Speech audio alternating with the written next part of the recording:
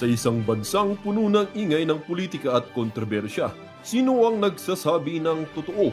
Sino ang nasa panig ng bayan? Welcome to Bayang Pinas, ang news channel na hindi takot maglatag ng katotohanan. Dito, pinag-uusapan natin ang mga isyong may kinalaman sa kinabukasan mo, politika, pamahalaan at ang tunay na kalagayan ng ating bansa. Hindi kami bayad, hindi kami bulag. Sa Bayang Pinas, ang boses ng mamamayan ang tunay na headline. Kaya kung sawang-sawa ka na sa mga baluktot na impormasyon at scripted na kwento, dito ka na. Dito sa Bayang Pinas, tayo ang bantay at boses ng bayan. Kung gusto mong manatiling mulat at informed, don't forget to like, share, and most importantly, subscribe dahil sa panahon ngayon, ang kaalaman ay kapangyarihan. Ito ang Bayang Pinas, balitang totoo, pusong makabayan para sa sambayanang Pilipino. Tara na't alamin ang tunay na balita. Pwede na palang magnakaw basta magiging state witness ka, wag mo na isole. Pwede pala yan. Tapos Senador Marcoleta ang nagsabi daw. Wala, dinibank lahat yung ano eh. Kasi nanggaling ata yan doon sa isang interview na isang retired Associate Justice. Tapos ang pinatutungkulan nila, Senador Marcoleta. Kaya nga. Tinwist naman ng iba. Iba naman. Tapos kapag kasi mga ganyan, ibig sabihin, wala na kasing makuhang ibang issue. Totoo. Diba? For example, sinampahan ng kaso, hintayin natin yung yun ang kaso. sagot ko, siyempre. Oo. Sagot din. Meron nga ako pinose sa araw, siguro nakasandaang repost na repost. Wala pumapansin eh. Hindi siguro nahalata. Ipapaulit-ulit lang yan. Yun ang tapos pag tinignan mo naman yung kanyang page, lock. Sabihin parang ayaw magpakita. Nagtatago. Pero doon sa dami ng post niya, mahigit na 100 doon sa comments, sa reply. Walang pumasin, hindi niya nahalata sa... Ito po yung usap-usapan mga kareaksyon. Ito, unang-una, magre-react lang ako kay Madam Rowena Guason. Tama naman ang sinabi ng mga kapatid natin na kung pinalagpas na lang ni Madam Rowena Guason, di sana wala ng mga issue na ganito. Kaya lang baka nga nasaktan sa approach po nung isang tao na parang pinaalis siya sa lugar na yon. Pangalawa, ito yung mga post po laban sa ating senador na future Vice President, Senador Rodante Marcoleta, mga kareaksyon, kahit hindi po siya sinasama sa mga survey, siya pa rin po ang nangungunang Vice Presidential sa 2028. Marami pong paninira sa kanya, yung mga nakademanda siya, ganoon. Yung mga, mga Facebook page na yun, ay mga peke, mga trolls. Mga trolls po, mga reaksyon.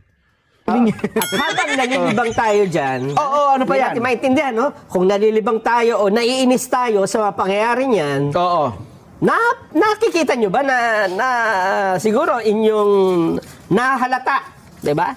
Nahalata nyo ba na habang tayo ay, ang pinag-uusapan natin ay yung sinabi di umano ng isang tao na hindi naman totoo, at yung mga nangyayaring iba pa, na yan, dyan tayo busy ngayon, hindi nyo ba nahalata kung ano na ang nangyari doon sa mga isinasangkot sa mga flood control project, mga anomalya, yung mga nawawalang bilyon-bilyong piso sa kaban ng bayan? Mukhang ang iba ata lihim na nangingiti, Nelson. Bakit? Kasi mukhang nalilisa sa kanila, hindi na sila nababanggit. Ayun nga. Yung iba naman, mga hindi mo dapat sila naman ang nadidiin ngayon. Ayun nga nangyayari, di ba? Diba?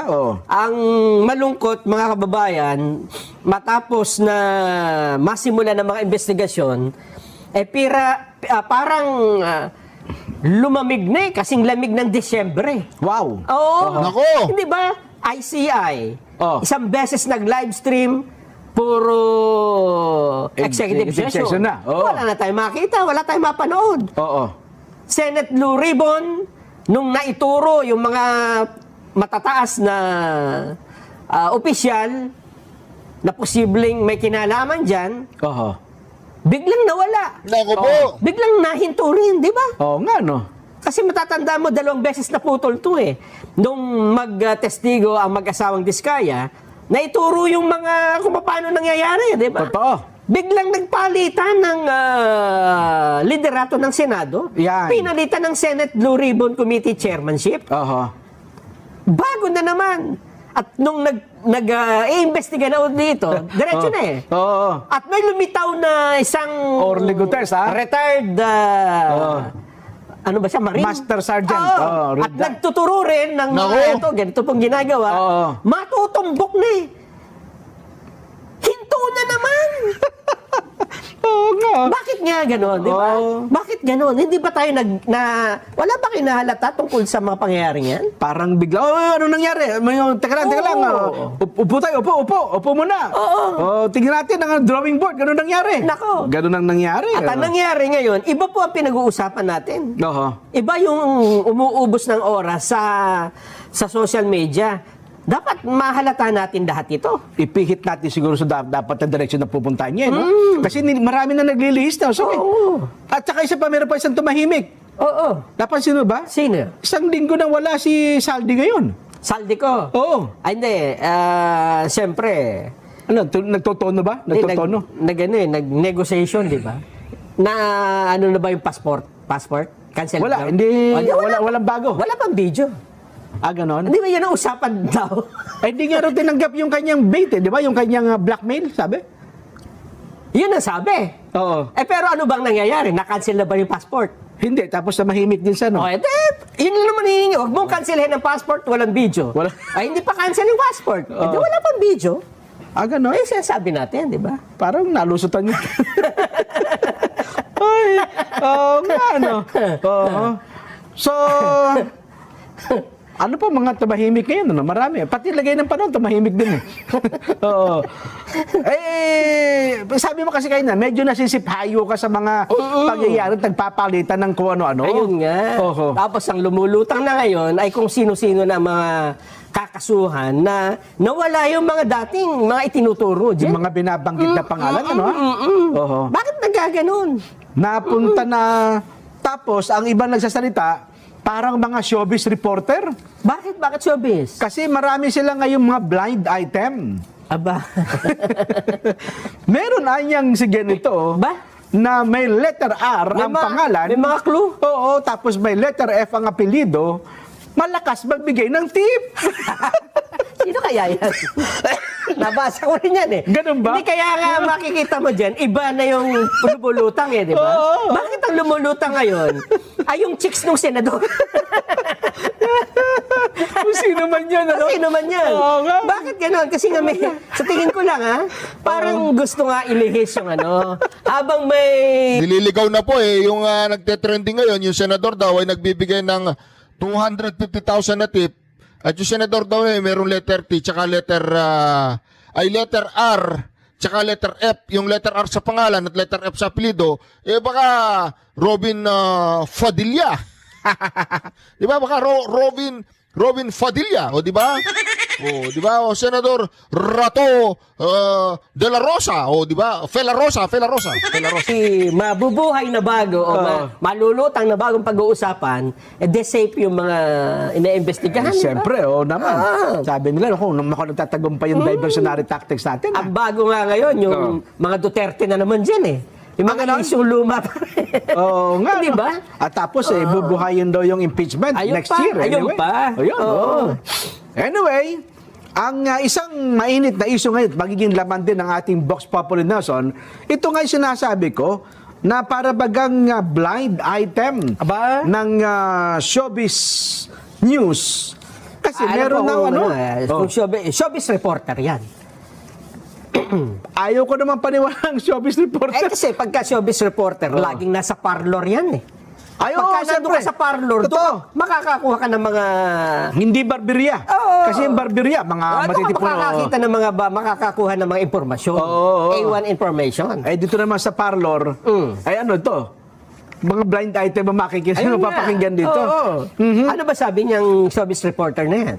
Meron na raw kasing mga big fish, Nelson. Big fish? Big Ay, fish. pagka bagong taon, kami, yan ang...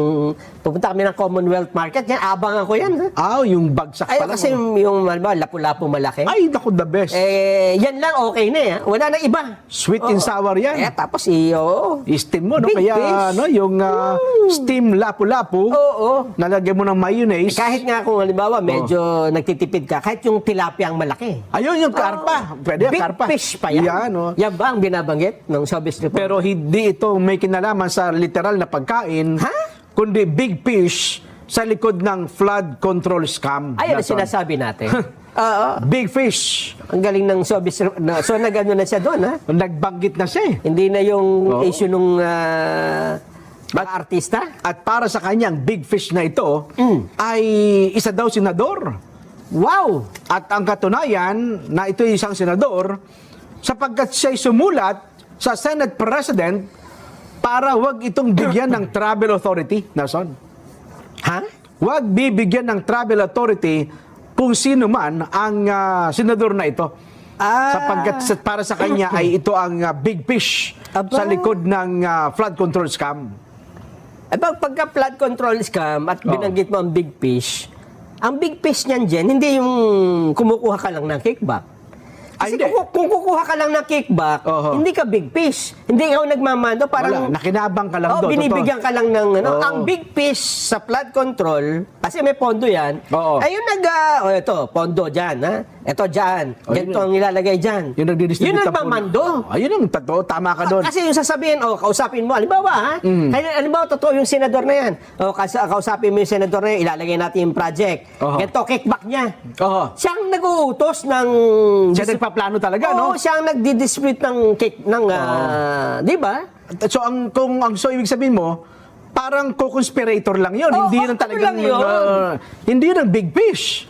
Binayaran mo lang yun para... Oo nga, Di no? ba? Wow, nga, Tao mo lang yun. may punto ka nga sa bagay na 'yan. Pero Kung para ang sa tinutukoy ay kumuha lang ng kickback, hindi pa big fish siya sa isang sindikato, di ba? nakinabang lang siya doon sa, kumbaga, isa lang siya sa mga nakinabang. Yes. Oo nga, no? Oo. Hindi pa wala pang mastermind dyan. Ay, pero... Hindi nga kanang kamay ng mastermind dyan eh. Hindi, pero para sa kanya, big fish na ito, Nelson, kasi aktibong senador daw eh. So ang batayan niya, yung pwesto, hindi yung nag-isip ng masamang bagay. Pagka Di ba? ganyan, galunggong lang yan. Sap-sap ba ang tawag nito? Sap-sap Dilis? yan. Nako. Ano ba sabi? Oo. Ang binabanggit po natin, mga kababayan, Na showbiz reporter yan, ha? Kasi sabi mo, blind item. hindi naman, parang parang showbiz reporter ang style. Si ano yan? Si Kakang ano yan? Deo Macalma yan. Yan ang may blind item. Yun know nga, may mga bubuit na pinakalat dyan, ha? Siya ba yun? Pero ito, hindi bubuit ito. Ha? Kasi makapangyarihang tao ito, Nelson eh. Makapangyarihang tao ito sa ating bansa. At may kapangyarihan itong manghuli, magkaso, at kung ano-ano pang mga taong gumagawa ng katiwalian sa ating pamahalaan. Talaga, ha? Opo. Ang ating ang binabanggit ay ito pong ang pagbubunyag ni Ombudsman Boying Remulla Aba, siya pala yun. na 2 malalaking isda, big fish, Wow! ang nakatakdang sampahan ng kaso kaugnay isang maanumalya pong flood control projects. Ayan, sabi niya, on the big fish, may isa tayong tingin kong hinog na hinog. Papasok na. Ba? May isa pang yung PI na na-delay ng konti. Pero malapit na din yon. Marami pa tayong ibang inaay na cases, kaya within the next few days, maraming ipa-file sa Sandigan Bayan at sa RTC. Kaya kahapon, yung kay Diskaya. Yon. Ayon po kay Senador, ay Ombudsman Boying, hindi niya pinangalanan, Nelson eh. Yun nga. Hindi po niya binanggit kung sino-sino ang mga senador na ito. Pero, Blind item. kinumpirma na nagpadala na po siya ng liham. Kaya natin nasabing senador. Kaya, sapagkat siya nagpadala ng liham kay Senate President Tito Soto upang pagpigilan ang pag-alis sa bansa ng isang senador. Huwag na pong bibigyan ng travel authority. Sa panig po naman ni Senador Tito Soto, ang ating Senate President, wala niya ako natatanggap na sulat, Nelson. Wala dyan. At nilinaw din po ni SP Soto, hindi kailangan ng travel authority para sa personal trips ng mga senador sa ibang bansa. Ayun. Nako, yun po ang sinasabi. So, hindi mo na niya kailangang ikaw ay sumulat sa akin para maglabas ng travel authority. Kasi hindi naman kinagawa ng mga senador yan eh. Yun. Na humihingi ng travel authority sa Senate President. Di ba? Ang sakop lang yata ng travel authority, yung mga Civil Service Commission. Yan. Oo. Tama ka Nasa dyan. Mga executive. empleyado ng gobyerno. Opo. Nako. Antindi. So, Big fish. walang tinukoy kung sino yung huhulaan nyo na lang yan. Kasi nabanggit niya ata ito sa kanyang programa sa radyo. Hindi naman niya sinabing, kapatid mo yun, ano eh. Kasi may, yung kapatid ata nung senador nung tinutukoy niya, kasama sa programa eh. Hindi ko lang alam nung kung araw na yun, yung present. Doon. Doon sa kanilang programa. Yun. Pinakamabuti, Nelson, mamahagi muna tayo ng lugaw. Masarap yan habang may malamig ang panahon. Yun yung mainit na lugaw. Bakit po natin nasabi? Kasi po, namahagi ng Hot Meals o PPA Lugaw ang PPA Port Management Office ng NCR North. Yung ginawa nilang pagkuha ng reserve fund ng PhilHealth, inilagay sa National Treasury. Yung pala, kaya inilagay sa National Treasury ay para ilagay sa budget at magamit sa mga unprogrammed funds. Dinagdag daw sa ano, no? Ako, ang isa sa nakikita ko pa dyan, Nelson, yung malawak na epekto nito. Kasi ngayon pala, yung mga ahensya ng gobyerno na kinunan din. Kasi naging controversial lang dyan, PhilHealth, Nelson eh. Pero meron din palang mga ahensya ng gobyerno na kinunan din ng pondo. Meron din, lahat ng nakita nila na may sobrang pondo, may mga reserba, kinuha nilagay sa National Treasury. Kasi yung sa PhilHealth, mga 90 billion. Pero 60 billion. Yung kabuuan kasi 90, di ba? At hindi pa nakuha lahat. Yes, yung last tranche kasi yan, 30 billion, nag-TRO. Di ba naalala mo? Yes. Pero yung una at saka pangalawang tranche, na yung, kaya umabot ng 60. At bukod pa pala dyan, meron pang isa yung PDIC. PDIC mas malaki. 130 billion pala Nako! ang buwan. At may nakuha talaga dyan, ha? Ayun.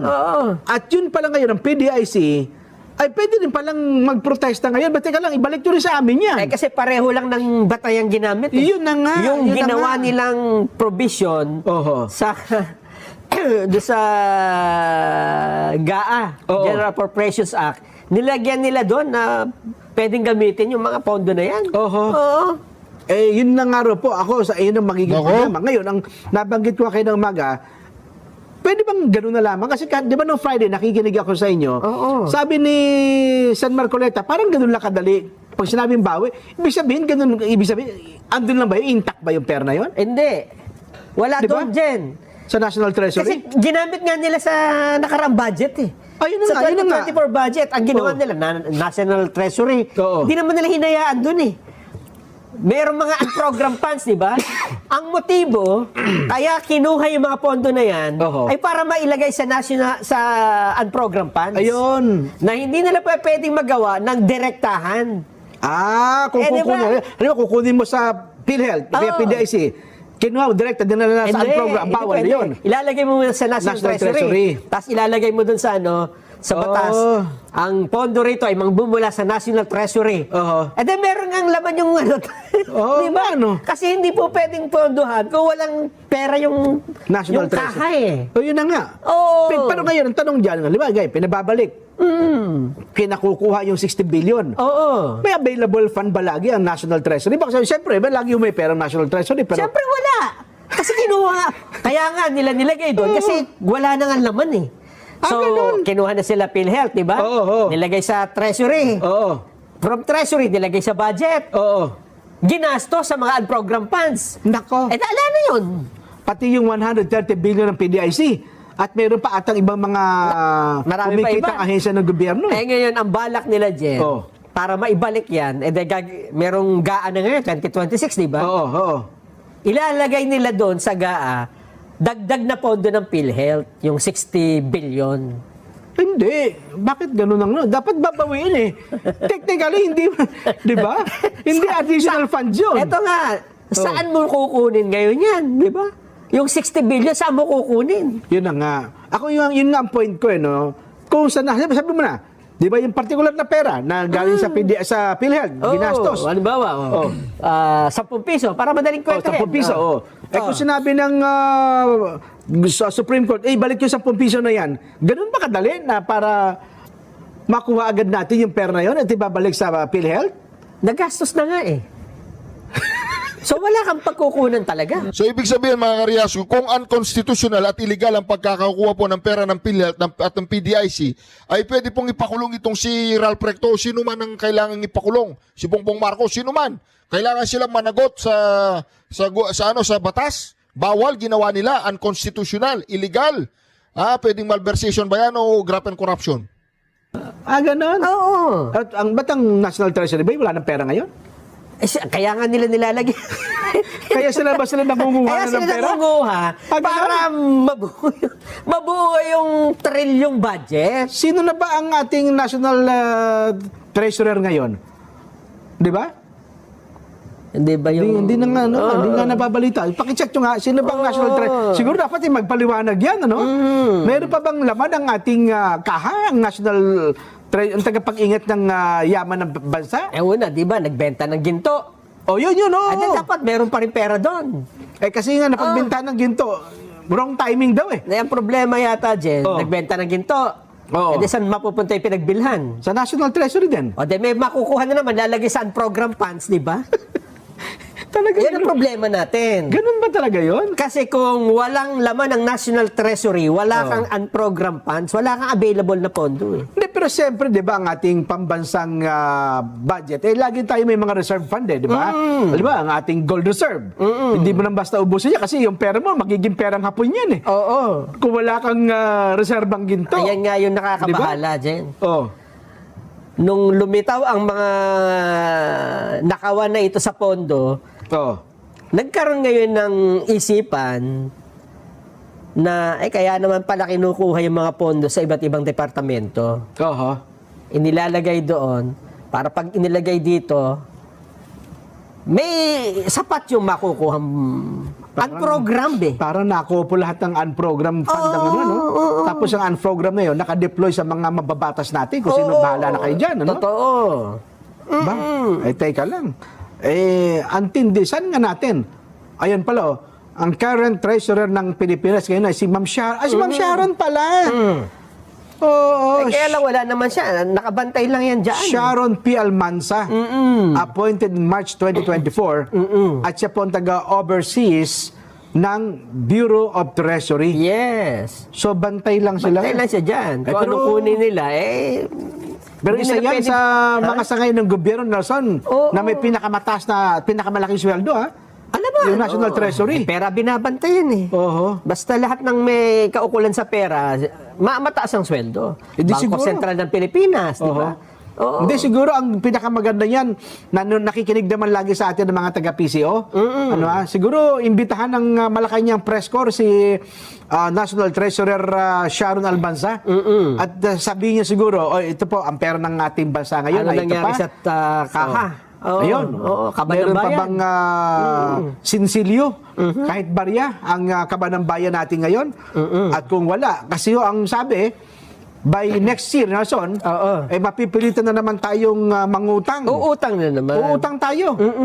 At by next year, yung kikitain natin ng BIR, ng BOC, at saka yung mga government GOCCs. Di ba? Yung mga GOCCs, yan ang mga kumikita ine-expect nila na magpapasok po ng malaki. Kasi yung pera na yan, Nelson, wala pa naman, di ba? Yung ating budget, halimbawa, 6.7 trillion. Hindi pa naman hawak ng gobyerno yan, di ba? Kundi yan ay lilikumin pa ng mga ahensya ng ating pamahalaan na naglilikom ng pananalapi ng ating bansa. At kung magkano yung nasa treasurer. Sa expect nila, inaasahan kulang nila, yung nandun. yun na nga, Laging kulang. kukulangin daw po ng mahigit sa 1 trilyong piso. Kasi sa loob ng isang taon, ang kinikita lamang pala natin ay